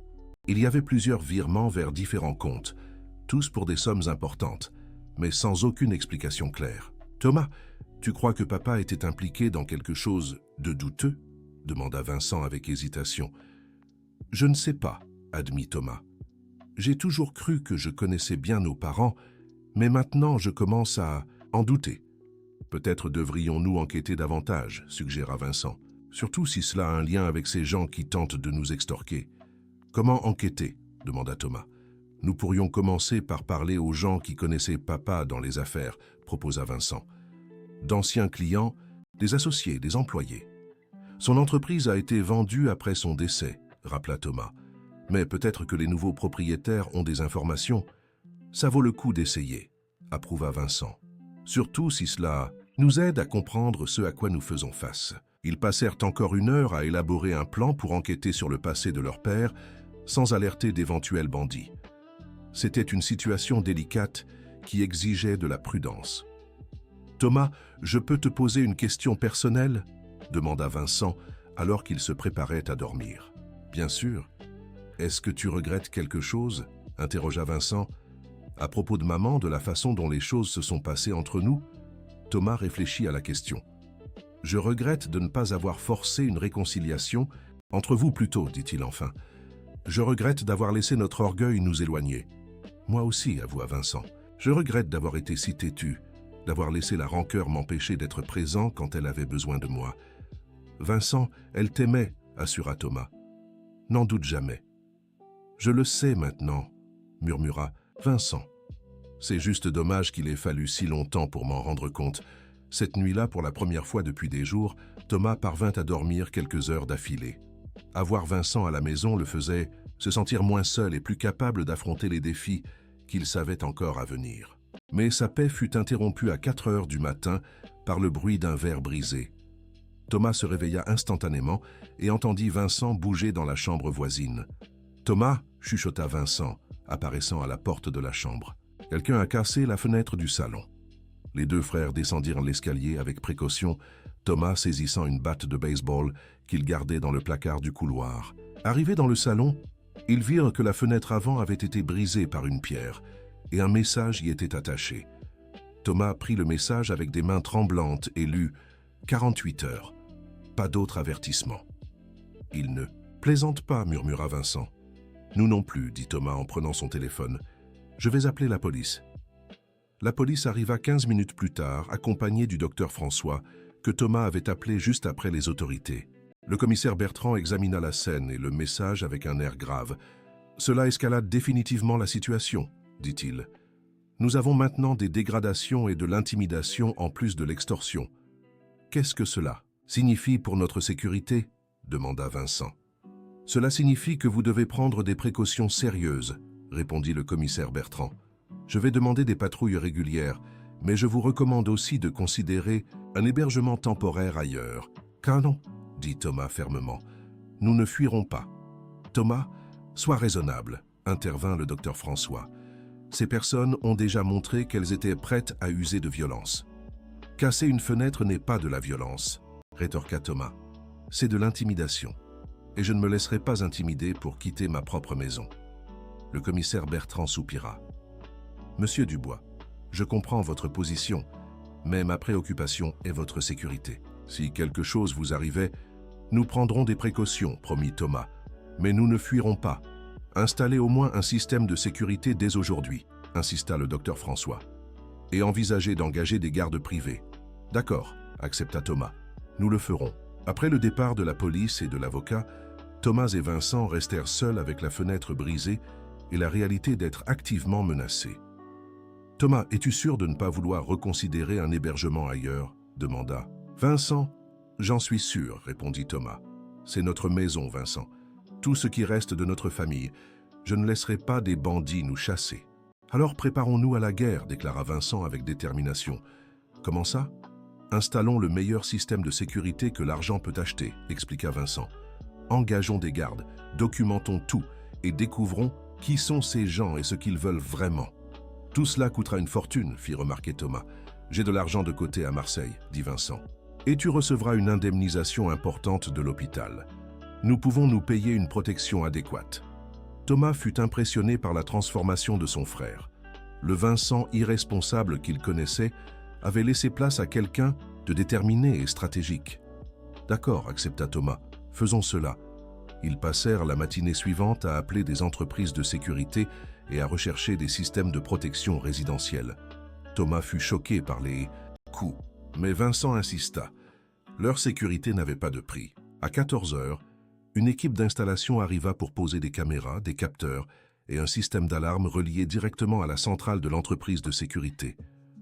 Le processus prit 4 heures, transformant la maison des Dubois en une forteresse moderne. Désormais, si quelqu'un s'approche de la propriété, nous le saurons immédiatement, expliqua le technicien en chef. Et si l'alarme se déclenche, la sécurité et la police seront alertés automatiquement. « T'es pour les gardes ?» demanda Vincent. « Ils arriveront à 8 heures ce soir pour la première garde, » dit le technicien. « Ce seront 2 gardes armés et entraînés, travaillant par shift de 12 heures. » Quand l'équipe d'installation est partie, Thomas a regardé autour de sa maison transformée. Il y avait des caméras à chaque angle, des capteurs à chaque fenêtre et des panneaux de contrôle dans plusieurs pièces. C'était impressionnant, mais aussi déprimant. « Ça n'aurait pas dû être nécessaire, » murmura-t-il. « Mais ça l'est, » dit Vincent. « Et c'est temporaire. Une fois cette situation résolue, tu pourras revenir à une vie normale. » Le téléphone sonna, interrompant ses pensées. Thomas vit que c'était le docteur François. « Thomas, j'ai des nouvelles sur l'enquête, » dit l'avocat. « Nous avons réussi à identifier les vrais clients de Michel Lefebvre. »« Qui sont-ils » demanda Thomas, mettant le téléphone en haut-parleur pour que Vincent puisse entendre. « Une famille appelée Mercier, » dit le docteur François. « Apparemment, ils étaient les véritables propriétaires d'Investissement Mirage. »« Et qu'est-ce que ça signifie » demanda Vincent. « Ça signifie que la dette pourrait être réelle, mais la manière dont elle est réclamée est totalement illégale, » expliqua le docteur François. Quand Investissement Mirage a été fermé par la Direction générale des finances publiques, toutes les dettes aurait dû être transféré à un administrateur légal nommé par le tribunal. « Mais ce n'est pas le cas ?» demanda Thomas. « Exactement, » confirma le docteur François. « Les Mercier ont apparemment décidé de récupérer les dettes eux-mêmes, ce qui constitue un délit d'extorsion. »« Alors, papa devait vraiment de l'argent ?» demanda Thomas. « Peut-être, » dit le docteur François. « Mais même s'il en devait, la dette a été légalement annulée lors de la fermeture de l'entreprise. Les Mercier n'ont aucun droit légal de réclamer quoi que ce soit. »« Mais ils se moquent des droits légaux, » rappela Vincent. « Ils l'ont bien fait comprendre. »« C'est pourquoi la police est impliquée maintenant, » dit le docteur François. « Et j'ai d'autres nouvelles. Nous avons localisé des cas similaires. Les Mercier ont fait ça à au moins 3 autres familles ces 2 dernières années. »« Qu'est-il arrivé à ces familles ?» demanda Thomas. « Bien, qu'il ne soit pas sûr de vouloir connaître la réponse. »« 2 ont payé, » dit le docteur François. « Une famille a perdu sa maison. Une autre a versé une somme importante en argent. Mais la 3e famille leur a tenu tête et a gagné. »« Comment ?» demanda Vincent. « Avec persévérance, une documentation appropriée et en refusant de se laisser intimider, » expliqua le docteur François. « Exactement ce que vous faites. »« Combien de temps a duré leur combat ?» demanda Thomas. « 6 mois, » dit le docteur François. « Mais à la fin, les Mercier ont été arrêtés et la famille a récupéré tout l'argent extorqué. L'idée de subir 6 mois d'intimidation et de menaces était effrayante. Mais il y avait aussi de l'espoir dans le fait que d'autres avaient vaincu les mêmes criminels. « Docteur François, que devons-nous faire maintenant ?» demanda Thomas. « Continuez à tout documenter, maintenez les mesures de sécurité et ne cédez pas aux pressions, » conseilla l'avocat. « Je travaille avec la police pour accélérer l'enquête et l'arrestation des responsables. »« Et combien de temps cela pourrait prendre ?» demanda Vincent. « Si tout se passe bien, quelques semaines, » dit le docteur François. « Si ça se complique, quelques mois. Mais vous êtes du bon côté de la loi et ça compte beaucoup. » Après avoir raccroché, Thomas et Vincent se sentirent un peu plus optimistes. Savoir que d'autres avaient affronté et surmonté la même situation donnait de l'espoir, même si le chemin restait incertain. « Thomas, je peux te suggérer quelque chose ?» dit Vincent. « Bien sûr. »« Je pense que nous devrions profiter de ce temps pour nous retrouver en famille, » dit Vincent. « Avec toute cette folie, au moins nous pourrons en sortir, avec une meilleure relation qu'avant. » Thomas sourit pour la première fois depuis des jours. « Je trouve que c'est une excellente idée. Et peut-être que nous en apprendrons plus sur papa et maman en chemin, » ajouta Vincent. « Sur qui ils étaient vraiment, au-delà des parents que nous connaissions. Commençons par enquêter sur l'entreprise de papa. » acquiesça Thomas. Ils passèrent le reste de l'après-midi à appeler d'anciens employés et clients de l'entreprise de Pierre Dubois. Ce qu'ils découvrirent fut révélateur. Apparemment, Pierre avait traversé une période financière très difficile il y a environ 3 ans, lorsqu'il perdit 2 gros clients presque simultanément. Pour maintenir l'entreprise à flot et payer les employés, il avait eu recours à des prêts de sources non traditionnelles. « Votre père était un homme fier, » dit Sylvie Lambert, ancienne secrétaire de Pierre pendant 15 ans. « Il ne vous aurait jamais avoué qu'il avait des problèmes financiers. Il a préféré tout gérer seul. Mais a-t-il réussi à résoudre la situation ?» demanda Thomas. « Oui, environ 6 mois plus tard, » confirma Sylvie. « Il a trouvé de nouveaux clients et a remboursé toutes ses dettes. Du moins, c'est ce qu'il m'a dit à l'époque. A-t-il déjà mentionné les noms des personnes ou entreprises qui lui ont prêté de l'argent ?» demanda Vincent. « Pas directement, » répondit Sylvie. « Mais je me souviens qu'il s'inquiétait des taux d'intérêt. Il disait qu'ils étaient très élevés, mais que c'était la seule option disponible à ce moment-là. » Après avoir parlé à 3 autres anciens employés, Thomas et Vincent eurent une vision plus claire de ce qui s'était passé. Pierre s'était bien endetté auprès de prêteurs privés, mais avait tout remboursé dans les délais convenus. « Ce qui signifie que les Mercier essaient de réclamer une dette déjà payée, » conclut Vincent. « Exactement, » approuva Thomas. « Maintenant, nous devons le prouver. Comment ? En trouvant les reçus ou preuves de paiement que papa a dû conserver, » dit Thomas. Il était très organisé avec les papiers. Ils retournèrent au bureau de Pierre et commencèrent une recherche plus systématique. Après 2 heures, Vincent trouva un dossier marqué « Urgence 2021 » qui était passé inaperçu auparavant. À l'intérieur se trouvait une série de reçus signés à la main, tous datés d'il y a environ 3 ans. L'un des reçus était signé par G. Mercier et indiquait le paiement total d'une dette de 200 000 €, intérêts compris. « Nous l'avons trouvé », s'exclama Vincent, tenant le reçu comme s'il s'agissait d'or. Thomas examina le document. C'était définitivement l'écriture de son père, et la signature de J. Mercier semblait authentique. Plus importante encore, il était daté seulement 4 jours après le virement bancaire qu'ils avaient découvert précédemment. « Cela prouve que papa a entièrement remboursé la dette, » dit Thomas. « Les Mercier n'ont absolument aucun droit légal de réclamer quoi que ce soit. Appelons immédiatement Dr François, » dit Vincent. Lorsque Dr François vit le reçu, sa réaction fut une pure satisfaction professionnelle. « Messieurs, vous venez de gagner ce dossier, » déclara-t-il. « Ce document prouve non seulement que la dette a été payée, mais aussi que les Mercier savent qu'elle l'a été.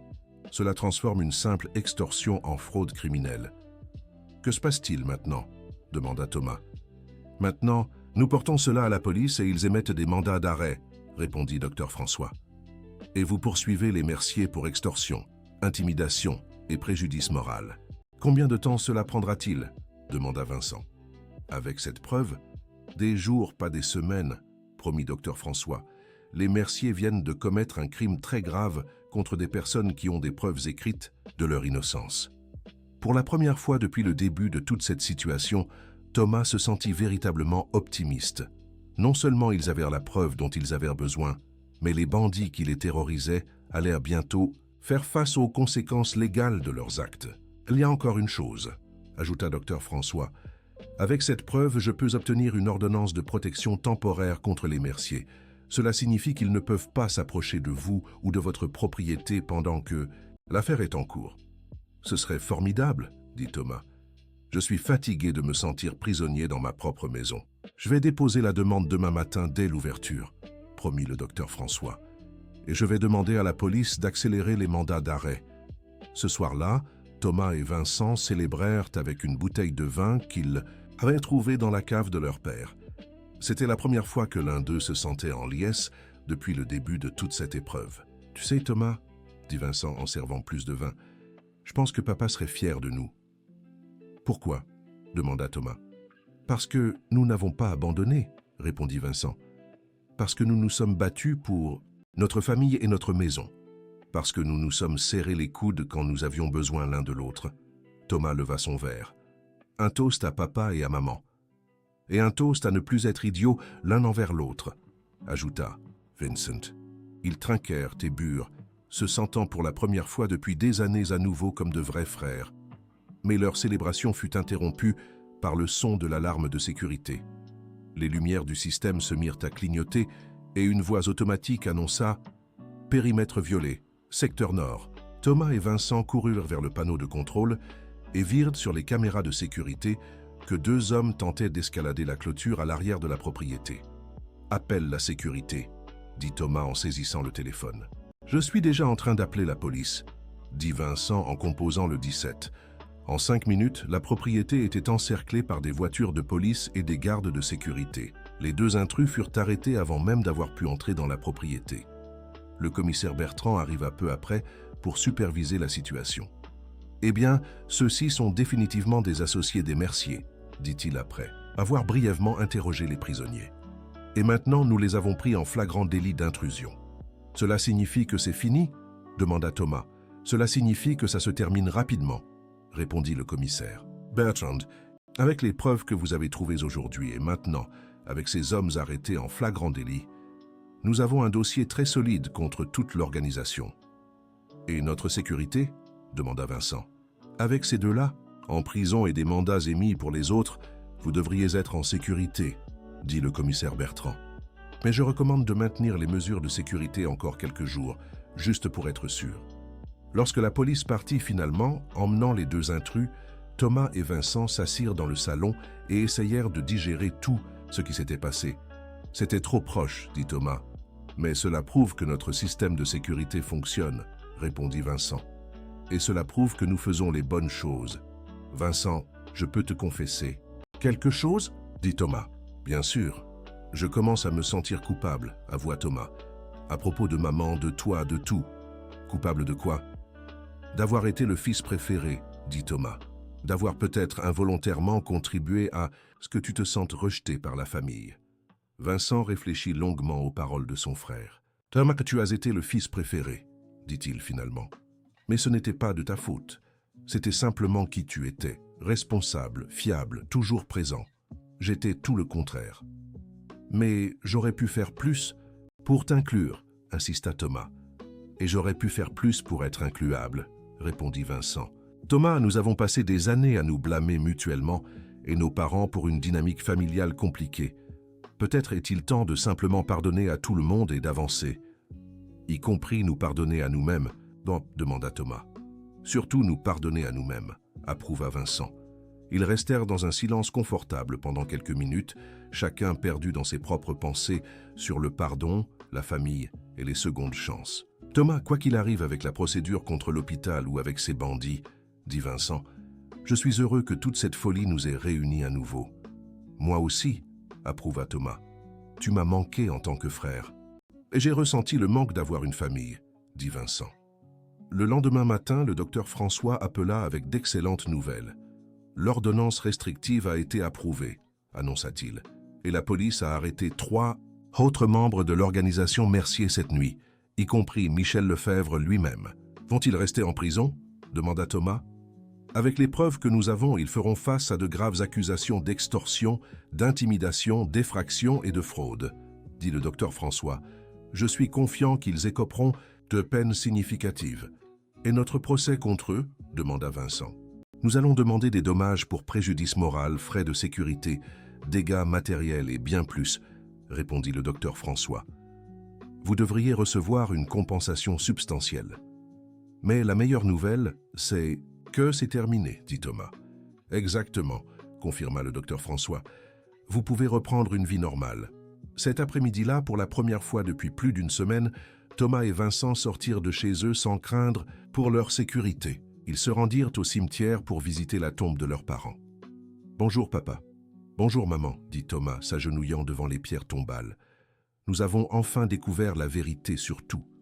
Et nous avons arrêté de nous comporter comme des idiots l'un envers l'autre, » ajouta Vincent.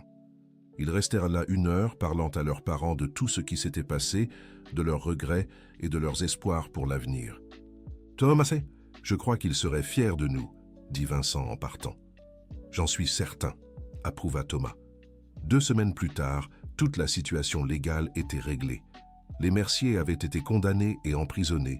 Thomas et Vincent avaient reçu une compensation importante, et la procédure contre l'hôpital avançait favorablement. Plus important encore, les 2 frères avaient profité de ce temps pour reconstruire entièrement leur relation.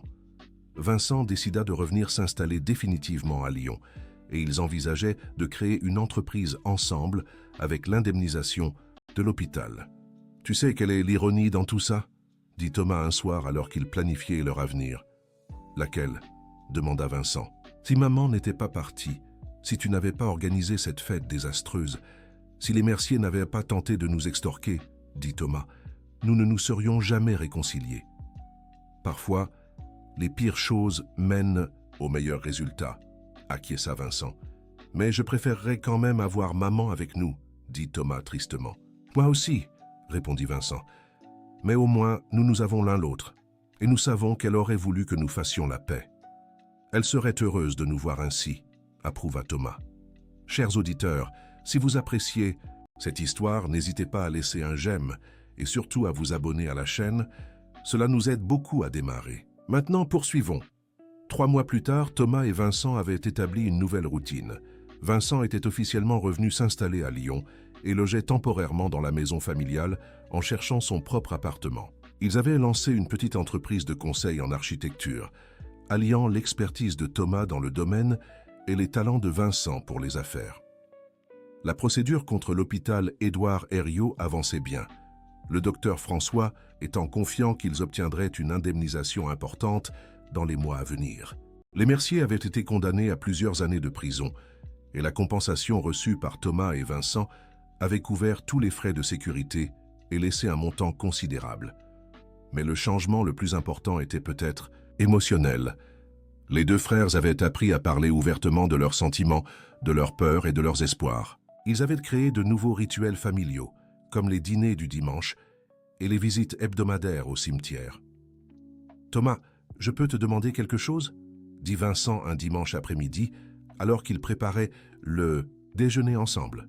« Bien sûr, Tu regrettes quelque chose dans la façon dont nous avons géré toute cette situation ? Demanda Vincent. Thomas réfléchit à la question tout en coupant des légumes. Je ne regrette qu'une seule chose. Laquelle ? Je regrette d'avoir mis autant de temps à te pardonner pour la fête, dit Thomas. J'ai perdu du temps à être orgueilleux alors que j'aurais pu être compréhensif dès le début. Et moi, je regrette d'avoir organisé cette fête en premier lieu, dit Vincent. Mais je regrette aussi d'avoir fui la famille pendant si longtemps avant ça. Vincent, tu crois que maman nous aurait pardonné ? Demanda Thomas. Pour toutes les disputes, pour tout le temps perdu. Je pense qu'elle nous avait déjà pardonné bien avant que nous ne nous pardonnions nous-mêmes, dit Vincent. Tu te souviens de l'entrée dans le journal ? Elle voulait nous voir unis. C'est vrai, acquiesça Thomas. Elle a toujours voulu que nous soyons une vraie famille. Et maintenant, nous le sommes, dit Vincent. 6 mois après la mort de Monique, Thomas et Vincent avaient enfin trouvé une paix qui avait échappé à leur famille pendant des années. Ils avaient appris que le deuil peut autant unir que séparer, que le pardon est plus puissant que l'orgueil et qu'il faut parfois perdre presque tout pour découvrir ce qui compte vraiment. Leur entreprise prospérait. Le procès avec l'hôpital touchait à sa fin et surtout, ils étaient devenus les frères que leurs parents avaient toujours espéré qu'ils seraient. « Thomas, il y a encore une chose que je veux faire, » dit Vincent un jour. « Quoi donc ? » « Je veux organiser une fête, » dit Vincent en souriant devant l'expression choquée de Thomas. « Mais cette fois, une vraie fête, pour célébrer la vie de maman, pour fêter notre réconciliation, pour honorer notre famille. »« Une fête commémorative ?» demanda Thomas, intrigué. « Exactement, » dit Vincent. « Invitons tous ses amis, toute notre famille, tous ceux qui l'aimaient, et célébrons qui elle était et comment elle nous a réunis même après son départ. » Thomas sourit, voyant la beauté de l'idée. « Je crois qu'elle aurait adoré ça. Et cette fois, dit Vincent, ce sera une vraie fête, organisée pour les bonnes raisons, dans les bonnes circonstances. Avec toi pour aider à la préparer, dit Thomas. Comme le ferait une vraie famille. Exactement, approuva Vincent. Ainsi, 1 an après la fête cruelle qui avait exposé toutes les blessures de la famille Dubois, les frères organisèrent une célébration qui honorait vraiment la mémoire de leur mère et tout ce qu'elle avait représenté pour eux. La fête fut magnifique. La famille vint de plusieurs villes, les amis partagèrent des souvenirs, et pour la première fois depuis la mort de Monique, la maison fut remplie d'une joie sincère et d'amour familial. « Maman aurait adoré ça, » dit Thomas en regardant. Vincent discutait joyeusement avec des cousins qu'il n'avait pas vus depuis des années. « Elle serait fière de nous, » approuva Sophie, qui avait aidé à tout organiser. « Enfin, vous êtes les frères qu'elle savait que vous pouviez être. »« Ça a pris plus de temps que prévu, » admit Thomas. « Mais vous y êtes arrivés, » dit Sophie, « et c'est ce qui compte. » Alors que la fête touchait à sa fin et que les derniers invités partaient, Thomas et Vincent s'assirent dans le même salon où tout avait commencé 1 an plus tôt. « Tu sais ce qui est drôle, » dit Thomas. « Je suis assis sur la même chaise que cette terrible nuit, mais tout est complètement différent maintenant. » « Nous sommes des personnes complètement différentes maintenant, » acquiesça Vincent. « Des personnes meilleures. »« Une vraie famille, » dit Thomas. « Enfin, » dit Vincent. Ils restèrent assis dans un silence confortable, chacun repensant à l'incroyable chemin qui les avait menés de ce moment de douleur et de confusion à cette paix et cette union. « Thomas, il y a une dernière chose que je veux te dire, » dit Vincent. « Quoi donc ? » ?»« Merci, » dit Vincent simplement, « de m'avoir pardonné, de m'avoir accueilli à nouveau, de m'avoir donné une seconde chance d'être ton frère. »« Merci à toi, » répondit Thomas, « d'être revenu, d'avoir combattu à mes côtés, pour me rappeler que la famille signifie ne jamais abandonner l'autre. Peu importe à quel point cela devient compliqué, » dit Vincent, « ou le temps qu'il faudra pour réparer, » ajouta Thomas, « ou le nombre de fêtes terribles que nous devrons surmonter, » dit Vincent en souriant. Thomas rit, réalisant qu'il pouvait enfin plaisanter sur cette nuit horrible, ou le nombre de bandits que nous devrons affronter ensemble, ou le nombre de procédures juridiques que nous devrons traverser, dit Vincent, ou le nombre de larmes que nous devrons verser, dit Thomas. Parce qu'au final, dit Vincent, la famille, c'est la famille. Et nous sommes une famille, confirma Thomas. Nous l'avons toujours été, dit Vincent. Il a juste fallu du temps pour nous en souvenir. Cette nuit-là, pour la première fois depuis plus de 3 ans, Thomas et Vincent s'embrassèrent comme de vrais frères, sans réserve, sans orgueil blessé, sans rancune du passé. Juste deux hommes qui avaient appris que l'amour familial peut survivre à toute épreuve, surmonter tout obstacle et guérir toute blessure. Et quelque part, ils le savaient, Monique et Pierre Dubois souriaient, voyant enfin leurs enfants, comme la famille unie qu'ils avaient toujours espéré qu'ils deviennent. Le chemin avait été long, douloureux et compliqué, mais cela en avait valu la peine, parce qu'au final, ils avaient retrouvé quelque chose de plus précieux que tout héritage, plus fort que toute adversité et plus durable que toute douleur. Ils s'étaient retrouvés. Fin de l'histoire. Maintenant, dites-nous ce que vous avez pensé de cette histoire et d'où vous nous voyez. Si vous avez quelque chose à partager avec nous, laissez-nous un commentaire sincère. Pensez-vous que Thomas a pris les bonnes décisions tout au long de ce parcours? Nous serons ravis de lire votre avis.